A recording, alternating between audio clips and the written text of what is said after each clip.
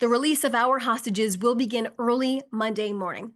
We are expecting all 20 of our living hostages to be released together at one time. In an address to the public, the Israeli government spokesperson confirmed the plans for the release of all remaining hostages. The Red Cross is also confirmed to be part of the release and the transfer process. The hostages will then be driven to forces inside of Israeli-controlled parts of Gaza and then transferred to the Re'im base in southern Israel, where they will then reunite with their families. The Israeli government releasing these images of the initial reception point where the hostages will arrive after their release. The location showing toiletries and spaces for rest.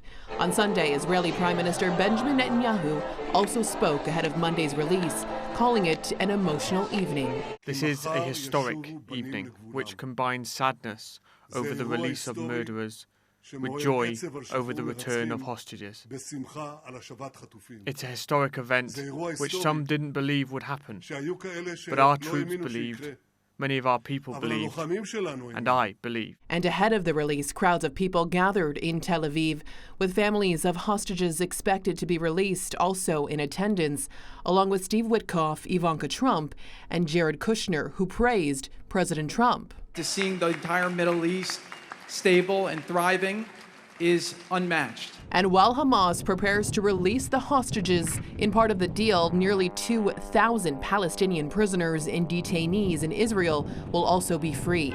And in Gaza today, those making the journey to Gaza City arrive to see the mass destruction and buildings flattened. So I returned to check on my house and see the situation there. I didn't find shelter or any building left. I stayed there for only 15 minutes and I left. The situation is very difficult.